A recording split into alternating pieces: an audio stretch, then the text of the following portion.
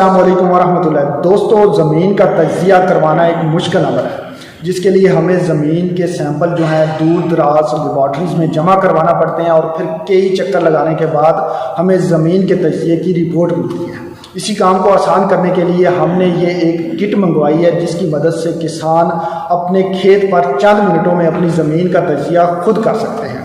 आज की वीडियो में हम इस किट को इस्तेमाल करना सीखेंगे और देखेंगे कि किस तरह से हम इस किट को इस्तेमाल करते हुए चंद मिनटों में अपनी ज़मीन का तज्ज़िया कर सकते हैं। इस मकसद के लिए हमारे साथ मौजूद हैं डॉक्टर तारक साहब, जो कि इस किट को पहले भी इस्तेमाल करते रहे हैं। आज हम उनसे इसको इस्तेमाल करने का तरीका सीखेंगे। मैं हूं डॉक्टर जमील शफी और आप देख रहे हैं प्लांट क्लिनिक्स का यूट्यूब चैनल।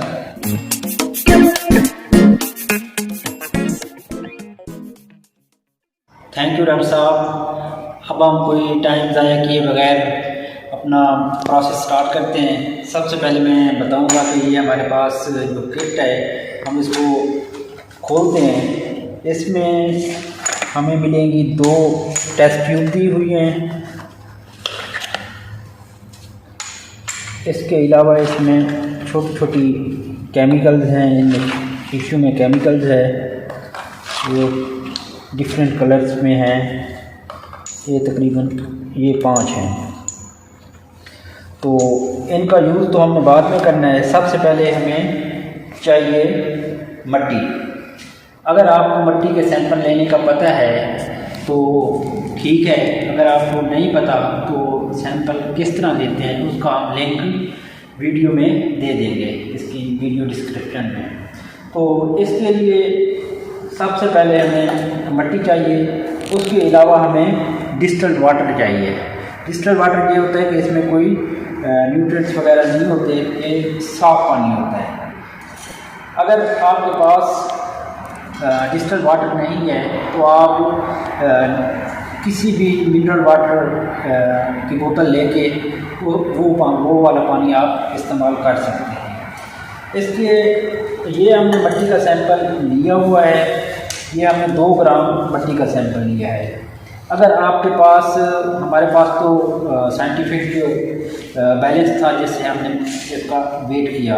अगर आपके पास बैलेंस नहीं है तो आप खाने वाला चम्मच है उसका तकरीबन 1/4 हिस्सा आप मट्टी का ले सकते हैं। आपने अपनी मट्टी को एहतियात से क्या करना है, ये हमारे पास टेस्ट ट्यूब है बड़े वाली, तो इसमें हम इसको ऐड करेंगे। तो अब हम इसमें पानी ऐड कर लेते हैं।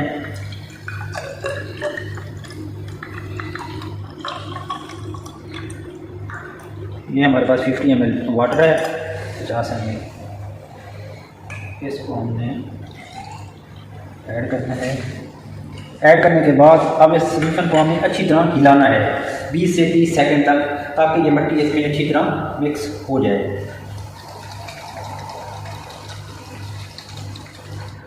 अब जब 30 सेकंड के बाद आपने इसको एहतियात के साथ इसको रख देना है ताकि ये मट्टी वगैरह नीचे बैठ जाए। अब 30 मिनट आपने इसका इंतज़ार करना है ताकि मट्टी वगैरह और इसमें जो चीज़ें हैं वो नीचे बैठ जाएँ और पानी, साफ़ पानी ऊपर आ जाए। तो नेक्स्ट जो प्रोसेस होगा वो 30 मिनट के बाद होगा। फिर 30 मिनट के बाद मिलते हैं जी। तो दोस्तों, ये आधा घंटा गुजर चुका है और पानी, साफ़ पानी ऊपर आ चुका है और मट्टी नीचे तह में बैठ चुकी है। अब हमारा जो नेक्स्ट स्टेप है, इस बॉक्स में 2 टेस्ट ट्यूब थी, हम उसमें से एक टेस्ट ट्यूब ले लेते हैं। ये हमारे पास सुरंज ऑलरेडी मौजूद है।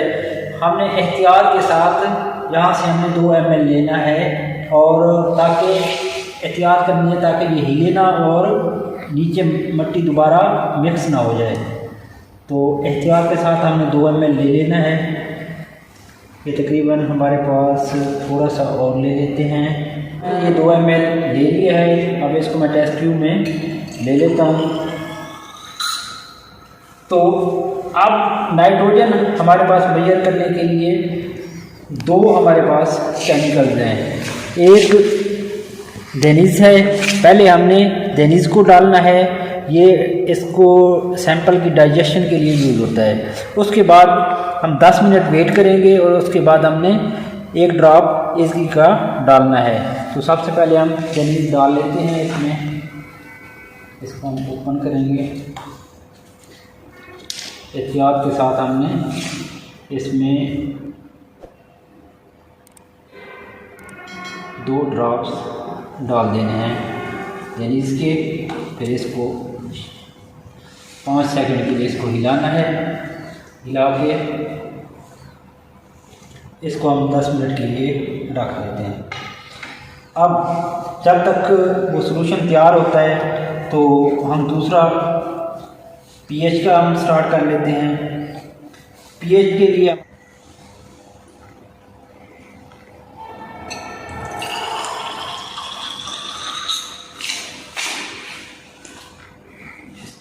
अब इसमें हमने मिरोशोमाइसिन को इसमें ऐड करना है।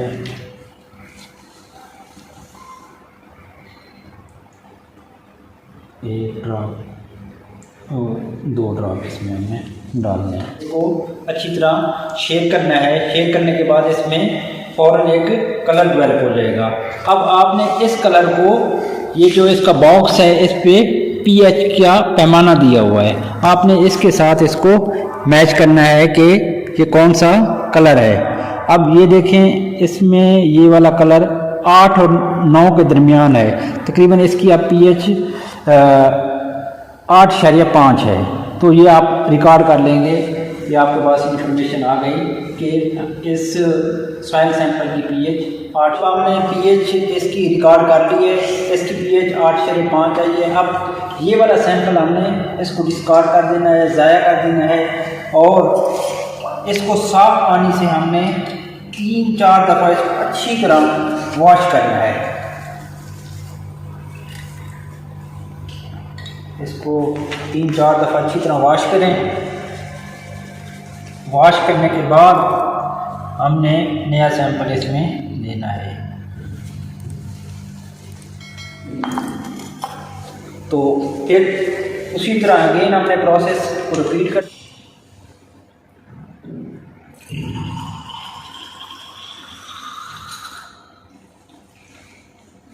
अब हमने फास्फोरस को मेजर करने के लिए विलदान के 2 ड्रॉप्स हम इसमें डालने हैं। इसको हम ओपन करते हैं और साथ इसको थोड़ा सा शेक कर देते हैं ताकि केमिकल अच्छी तरह मिक्स हो जाए। अब इसमें हमने 2 ड्रॉप विलदान के डाल दिए। डालने के बाद इसको थोड़ा सा 5 सेकंड के लिए हमने शेक करना है। यूँ ही हम शेक करेंगे तो इसमें एक कलर डेवलप। अब आप देख सकते हैं कि ये जो फास्फोरस का पैमाना दिया हुआ है, इसमें इसका कलर जो 120 जहाँ पे लिखा हुआ है इसकी रीडिंग 120 आ रही है। तो अब आपने इसकी रीडिंग 120 रिकॉर्ड कर लेनी है।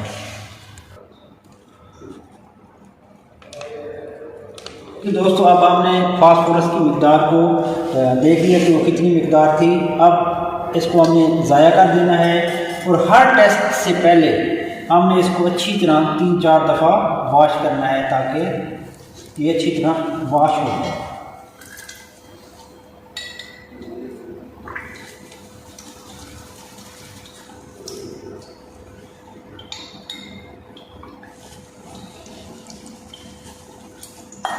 ये वॉश हो गई।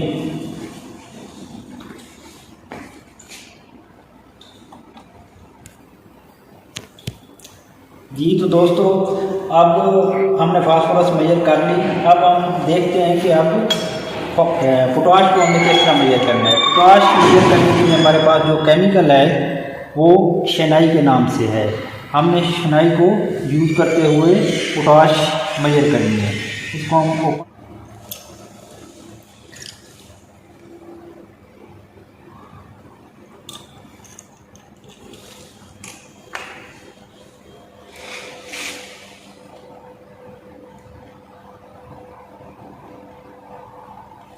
फिर सेम प्रोसेस वही रिपीट करना है। इसको थोड़ा सा शेक करना है हमने 5 सेकंड के लिए। इसमें फ़ौरन कलर डेवलप हो जाएगा। भाई अब कलर डेवलप हो चुका है। अब हम पोटाश का जो कलर चार्ट दिया हुआ है उससे अगर हम इसको मैच करते हैं तो यहाँ पे रीडिंग आ रही है 240। तो हम इस 240 रीडिंग को भी अपने नोटबुक में रिकॉर्ड कर लेते हैं। तो हमने नाइट्रोजन के लिए एक केमिकल डाल के रखा था दिनीज के 2 ड्रॉप। तो अब 10 मिनट गुजर चुके हैं, ये अब हमारे रेडी है। तो अब हम इसमें एसकी के 2 ड्रॉप्स डालेंगे। पहले इसको थोड़ा शेक कर लेंगे ताकि केमिकल अच्छी तरह मिक्स हो जाए। उसके बाद हम इसमें 2 ड्रॉप्स एसकी के डालेंगे। एसकी के डालने अब सेम प्रोसेस करना है, हमें इसको अच्छी तरह 5 सेकंड के लिए शेक करना है। तो इसमें नाइट्रोजन में थोड़ा वेट करना पड़ता है कि अब देखते हैं कि नाइट्रोजन चार्ज से हम इसको मैच करते हैं। तो नाइट्रोजन की जो मिक़दार है वो 0 के नज़दीक शो हो रही है, क्योंकि नाइट्रोजन के लास्ट। जी तो दोस्तों, आपने देखा कि हमने 1 घंटे से भी कम वक्त में अपनी मिट्टी का कितनी आसानी के साथ तजिया कर लिया। हमने अपनी मिट्टी के सैंपल की पीएच मेजर कर ली, फास्फोरस उसमें देख ली, पोटाश देख ली और नाइट्रोजन कितनी है। तो बाकी अगर आपको इस किट के बारे में कोई मालूमात चाहिए तो आप मुझसे रब्ता कर सकते हैं। डॉक्टर साहब को मैं कहूँगा कि वो मेरा नंबर दे देंगे, डिस्क्रिप्शन में दे देंगे, तो आप मुझसे आसानी के साथ रब्ता कर सकते हैं। तो मैं हर टाइम आपकी मदद के लिए अवेलेबल। तारक साहब का शुक्रिया अदा करता हूं कि उन्होंने अपने कीमती वक्त में से हमें कुछ वक्त दिया और हमारे जो किसान हैं, हमारे देखने वाले हैं, उनको किट के इस्तेमाल के मुतल्लिक़ मुफीद मालूमात दी। दोस्तों, अगर आपको किसी भी किस्म की इंफॉर्मेशन की ज़रूरत हो तो मैं डॉक्टर तारक साहब का जो नंबर है वो स्क्रीन पर दे रहा हूँ, आप उनसे रब्ता कर सकते हैं और मज़ीद मालूमात भी ले सकते हैं। अब अगला सवाल आपका होगा कि इस किट की मदद से हमें कुछ नंबर हासिल हुए हैं, कुछ वैल्यूज़ हासिल हुई हैं जिसमें नाइट्रोजन, फास्फोरस और पीएच वगैरह हमें मालूम हो चुकी है, तो हम कौन सी खाद कितनी मिकदार में डालें। दोस्तों, आज की वीडियो लंबी हो जाएगी, तो अगली वीडियो में हम आपको बताएंगे कि इस किट की मदद से जो आपने नाइट्रोजन, फास्फोरस, पोटाश और पीएच की मिकदार मालूम की है, उसकी बुनियाद पे आपने कौन सी खादें कितनी मिकदार में इस्तेमाल करनी है ताकि आप कम खाद इस्तेमाल करके ज़्यादा पैदावार हासिल कर सकें। तो अगली वीडियो को ज़रूर देखिएगा। आपसे गुजारिश है कि हमारे चैनल को भी सब्सक्राइब कर लें ताकि आने वाली वीडियो आपको वक्त से जो है उसकी नोटिफिकेशन भी मिलती रहे। मिलते हैं अगली वीडियो में, तब तक अल्लाह हाफिज़।